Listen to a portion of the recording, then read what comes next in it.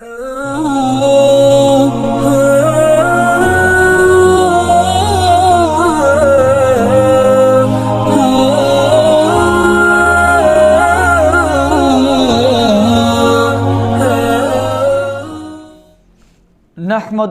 ونصلي على رسوله الكريم اما بعد فاعوذ بالله من الشيطان الرجيم بسم الله الرحمن الرحيم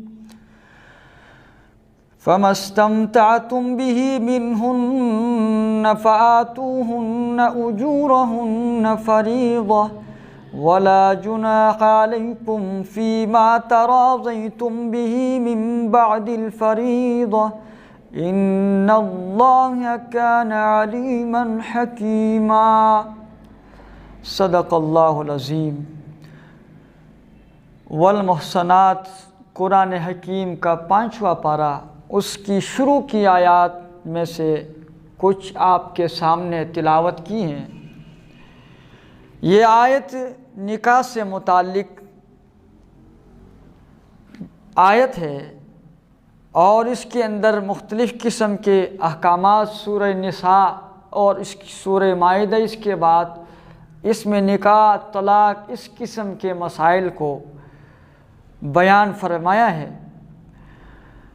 چنانچہ اس آیت کے اندر بھی نکاح کے ایک اصول کو اللہ رب العزت نے ارشاد فرمایا ہے۔ دوسری طرف عزیز سامعین، یہ ایک خلفشار اور ایک تشویش پیدا ہوتی ہے کہ نکاح ہے متع۔ یہ متع کیا چیز ہے؟ کیا شریعت اسلامیہ کے اندر قرآن و سنت کی روشنی میں متع اور نکاح دونوں ایک ہیں یا الگ الگ ہیں؟ دوسرا سوال یہ پیدا ہوتا ہے کہ جس انداز میں نکاح سے متعلق ترغیب پائی جاتی ہے، کیا اسی طریقے سے متع کی ترغیب بھی احادیث میں ملتی ہے یا نہیں؟ اور نکاح کی تعریف کیا ہے اور متع کی تعریف کیا ہے؟ لغت کے حساب سے اور قرآن و سنت کی روشنی میں ان دونوں کے درمیان مابین امتیاز کیا ہے؟ آج اس بات کو واضح کرنا ہے کہ متع اور چیز ہے اور نکاح شرعی اور چیز ہے۔ عزیز دوستو، اکثر و بیشتر دیکھا یہ گیا کہ ان دونوں کو ایک بتاتے ہیں یا ان دونوں کے مفہوم کو قریب کرنے کی کوشش کی جاتی ہے، مگر حقیقت یہی ہے کہ متع، جیسے کہ اس قرآن کی آیت میں فَمَسْتَمْتَعْتُمْ بِهِ یہ لفظ آیا ہے، فَمَسْتَمْتَعْتُمْ، یہ آپ والمحصنات پارہ نمبر 5 کھول کر آپ اس کی شروع میں ہی اس آیت کو دیکھ سکتے ہیں۔ سب سے پہلے تو ہم اس آیت کے مفہوم کو سمجھنے کی کوشش کریں گے کہ اللہ رب العزت نے اس میں کیا اصول بیان فرمایا ہے۔ اس آیت سے، اس حصے سے کچھ پہلے یہ آیات ہیں، بِأَمْوَالِكُمْ أَن تَبْتَغُوا بِأَمْوَالِكُمْ مُحْسِنِينَ غَيْرَ مُسَافِحِينَ، اپنے مال کے ذریعے سے بیویاں تلاش کرو اس حال میں کہ محسنین، عصمت اور عفت رکھنے والے ہو، تم پاک دامنی رکھنے والے ہو، غیر مصافحین، صرف شہوت کو، خواہش کو پورا کرنے والے نہ ہو۔ مصافحین صفاح سے مشتق ہے، جس کا معنی یہ ہے کہ آپ شہوت رانی یا وقتی طور پہ ضرورت پورا کرنا مقصود نہ ہو، بلکہ ہمیشہ کے لیے، دائمی نکاح کے لیے تم پاک دامن بیویاں حلال طریقے پر تلاش کر سکتے ہو۔ اس کے بعد وہ آیت ہے جو میں نے آپ کے سامنے شروع میں تلاوت کی، فَمَسْتَمْتَعْتُمْ بِهِ مِنْهُنَّ، اب انہی عورتوں سے، انہی بیویوں سے جن سے تم نے نکاح کیا ہے، ان سے جب تم نے نفع اٹھایا تو اب ان کا جو مہر ہے وہ ان کو دے دو۔ فَآتُوهُنَّ أُجُورَهُنَّ فَرِيضَةً، وہ اللہ کی طرف سے مقرر کردہ جو فریضہ ہے یعنی مہر، وہ مہر ان کو دے دو۔ اور مہر دینے کے بعد اب میاں بیوی آپس کی رضامندی سے مہر کو کم بھی کر سکتے ہیں، زیادہ بھی کر سکتے ہیں، یہ اختیار شریعت نے ان کو دیا ہے۔ اسی سے متعلق فرمایا وَلَا جُنَاحَ عَلَيْكُمْ فِي مَا تَرَاضَيْتُمْ بِهِ مِن بَعْدِ الْفَرِيضَةِ، مہر کے اندر آپس کی رضامندی سے مہر میں کمی زیادتی، اگر عورت خاتون چاہے تو مہر کم کر سکتی ہے، اپنے شوہر کو معاف بھی کر سکتی ہیں، اور اگر مرد اپنی خوشی سے کچھ زیادہ رقم دینا چاہے تب بھی دے سکتا ہے۔ ان اللہ کان علیما حکیما، آگے فرمایا کہ بلا شبہ اللہ رب العزت کی ذات خوب علم رکھنے والی، حکمت رکھنے والی ذات ہے، حکمتوں والی ذات ہے کہ اس حکم میں اللہ کے کیا حکمتیں پوشیدہ ہیں، اس سے اللہ رب العزت واقف ہے۔ اب اس آیت کے اندر سے نکاح ہی کی ترغیب ملتی ہے، مگر بعض حضرات نے اس آیت کو متع کی دلیل کے طور پر پیش بھی کیا اور اس کو دین کا ایک بڑا حصہ بھی سمجھتے ہیں، اور کچھ کے ہاں اس پر عمل بھی ہوتا ہے، مگر شریعت اسلامیہ نے نکاح متع کو بالکل حرام قرار دیا ہے۔ استمتاع کے لفظ سے اس آیت کے اندر سے فَمَسْتَمْتَعْتُمْ بِهِ، اس آیت کو انہوں نے مرکزی آیت قرار دی اور اسی سے انہوں نے متع کی ثبوت اور حلت پر استدلال کیا ہے۔ گرامی قدر سامعین، اس لفظ کی ہم ذرا لغوی تحقیق کرتے ہیں اور دیکھتے ہیں کہ آیا اس متع کا اس آیت سے تعلق ہے یا نہیں، یا متع کا نکاح کے ساتھ تعلق ہے یا نہیں۔ عزیز دوستو، فَمَسْتَمْتَعْتُمْ کے لفظ کے اندر، یہ لفظ عربی لغت کے اندر 3 حروف سے اس کا مادہ بنتا ہے، میم، تا اور عین، متع، استمتاع۔ زبان عربی میں جہاں کہیں پر بھی یہ لفظ 3 حروف کا مادہ آ جائے، اس کا معنی لغت میں یہ ہوتا ہے کہ کسی مال یا کسی بھی چیز سے فائدہ حاصل کرنا، نفع حاصل کرنا۔ اب یہاں بھی یہی حکم ہے کہ جن عورتوں سے نکاح کے بعد آپ نے نفع حاصل کر لیا، ان کو ان کا حق کے مہر دے دو، اور یہ فریضہ اور واجب ہے، ان کو دینا ضروری ہے۔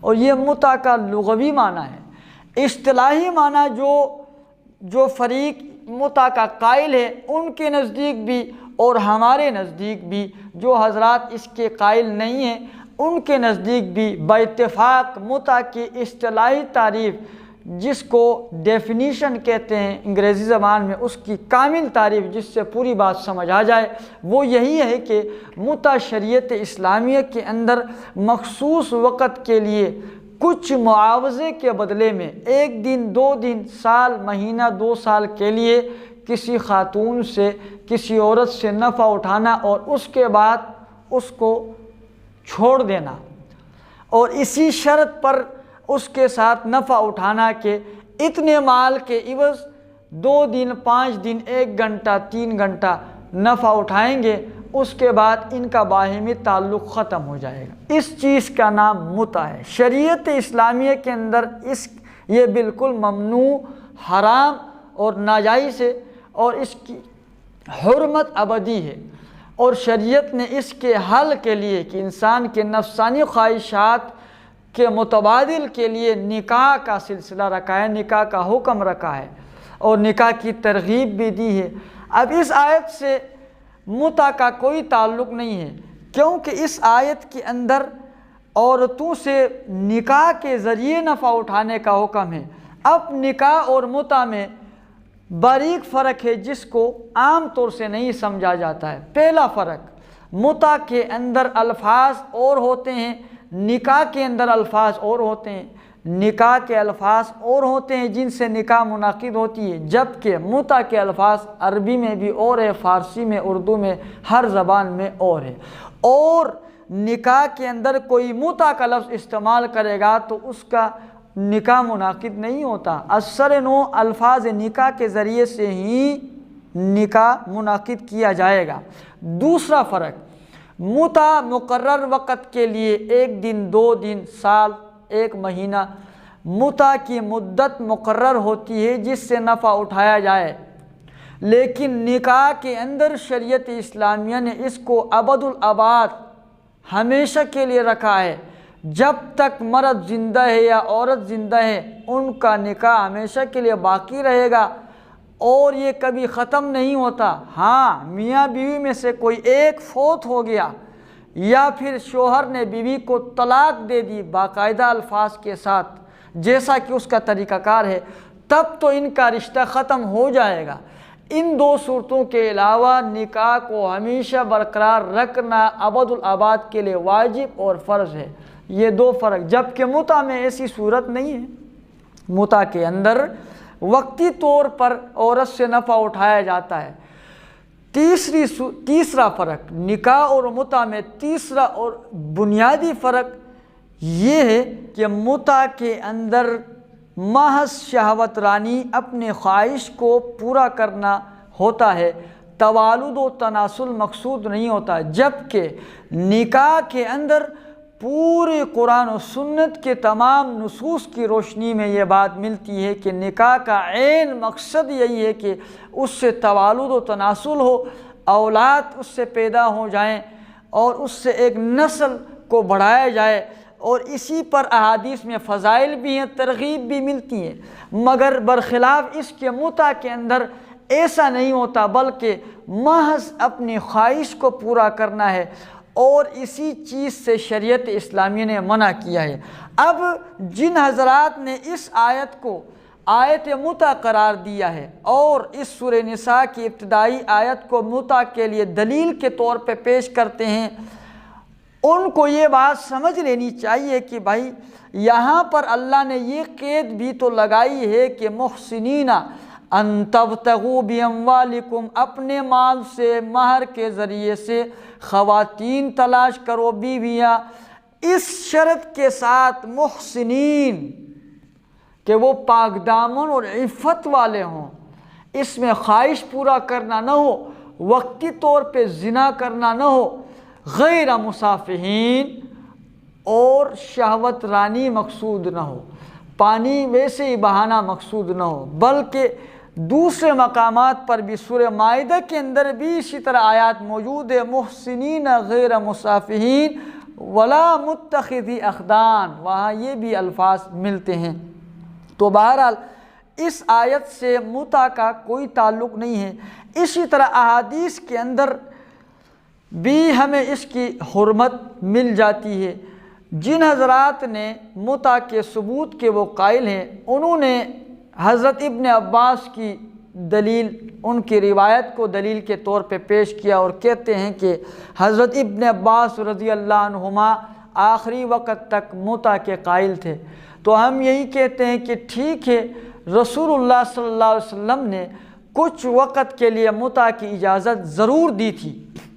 غزوہ خیبر سے پہلے، خیبر تک متع حرام تھا، پھر غزوہ خیبر میں آپ علیہ السلام نے کچھ مدت کے لیے اجازت دی، پھر متع حرام ہو گیا، پھر فتح مکہ کے بعد متع ہمیشہ کے لیے حرام رہا ہے۔ اس پر دلیل کیا ہے؟ حضرت ابن عباس رضی اللہ عنہ ہی کی روایت موجود ہے کہ رسول اللہ صلی اللہ علیہ وسلم نے نکاح متع کو حرام قرار دیا ہے، بیویوں سے متع کو حرام قرار دیا ہے ہمیشہ کے لیے۔ یہ روایت باب ما جاء فی متع ترمذی شریف کے اندر اور صحیح مسلم جلد اول حدیث نمبر 254 موجود ہے۔ یہ روایت جو آپ کو اس کا حوالہ آپ کو سکرین پر بھی نظر آ رہا ہے، آپ دیکھ سکتے ہیں، اور صحیحین بخاری مسلم دونوں کے اندر یہ روایت ہے کہ نبی علیہ الصلوۃ والسلام نے متع کو حرام قرار دیا ہے، بیویوں کے ساتھ متع ممنوع ہے۔ اسی طرح حضرت علی بن ابی طالب رضی اللہ عنہ وکرم اللہ وجہہ، حضرت علی ابن ابی طالب رضی اللہ عنہ خود ہی راوی ہیں، فرمایا کہ نبی علیہ السلام نے متع کو حرام قرار دیا ہے، اور آپ نے یہ بھی فرمایا کہ متع ابتدائے اسلام میں کچھ وقت کے لیے حلال رہا، مگر خیبر کے موقع پر حضور علیہ السلام نے غزوہ خیبر کے موقع کے بعد متع کو ہمیشہ ہمیشہ کے لیے حرام اور ممنوع قرار دیا، اور راوی بھی حضرت علی رضی اللہ تعالیٰ عنہ خود ہیں۔ اور اس کے ساتھ ساتھ آپ علیہ السلام نے ہمیشہ کے لیے اس کی ممانعت کی۔ اس کے بعد کوئی بھی روایت اس حرمت کے بعد نہیں دکھا سکتا ہے کہ متع حلال ہے۔ جہاں تک اس آیت کا ہے تو اس آیت کے اندر صرف لفظ متع سے آپ نکاح متع پہ استدلال نہیں کر سکتے۔ اس طرح تو استمتاع کا لفظ قرآن میں بہت ساری جگہوں پر آیا ہے، کُلُوا وَتَمَتَّعُوا قَلِيلًا إِنَّكُمْ مُجْرِمُونَ، کھاؤ اور کچھ دیر فائدہ اٹھاؤ۔ متاع کہتے ہیں کچھ وقت فائدہ اٹھانے کو۔ اب کیا اس آیت میں بھی تو متع مراد نہیں لے سکتے، بلکہ اس آیت کے اندر مجرمین کو مخاطب کر کے اللہ نے دنیا کی بے کسی اور دنیا کی حقارت کو ذکر کیا۔ فرمایا کہ کلو، کھاؤ پیو، وتمتعوا قلیلا، کچھ وقت دنیا سے نفع اٹھاؤ، انکم مجرمون، مگر تم گنہگار ہی ہو، تم جرم کرنے والے ہو۔ اسی طرح یہاں پر بھی تو متع کا لفظ آیا ہے، مگر یہاں کسی بھی مفسر نے اس آیت کا متع والا ترجمہ نہیں کیا۔ اسی طرح وَمَا الْحَيَاةُ الدُّنْيَا إِلَّا مَتَاعُ الْغُرُورِ، قرآن میں آتا ہے کہ دنیا کی زندگی تھوڑے سے نفع کی جگہ ہے اور دھوکے کا گھر ہے۔ تو یہاں پر بھی متاع الغرور میں متاع کا لفظ آیا ہے۔ اس سے بھی کسی بھی مفسر نے وہ والا معنی مراد نہیں لیا ہے جو یہاں لیا ہے۔ اسی طرح حج کی جو اقسام ہیں، 3 قسم، حج قران، حج تمتع، حج افراد۔ تو جب حج تمتع ایک قسم ہے حج کی، اس کے بارے میں بھی یہی لفظ قرآن کریم میں آیا ہے، فَمَن تَمَتَّعَ بِالْعُمْرَةِ إِلَى الْحَجِّ۔ یہاں پہ حج کی ایک خاص قسم مراد ہے حج تمتع، نہ کہ نکاح متع۔ اسی طرح یہاں پر فَمَسْتَمْتَعْتُمْ بِهِ مِنْهُنَّ سے مراد وہ خواتین، وہ بیویاں جن سے تم نے نکاح کے ذریعے سے نفع حاصل کیا ہو، فَآتُوهُنَّ أُجُورَهُنَّ فَرِيضَةً، ان کا حق مہر ان کو دے دیا کرو، جو کہ فریضہ ہے، جو کہ واجب ہے۔ اور اس آیت کی تفسیر میں جتنے بھی مفسرین ہیں، بہت بڑے پائے کے مفسرین، تفسیر روح المعانی، تفسیر بیضاوی، تفسیر ابن جریر، تفسیر کبیر، اسی طرح امام رازی کی تفسیریں، تفسیر مظہری قاضی ثناء اللہ صاحب پانی پتی، اور روح المعانی علامہ سید محمود البغدادی، جو اب کے مصنف نہیں، آج سے کوئی 600-700 سال پہلے کے بغداد اور شام کے مصنف ہیں۔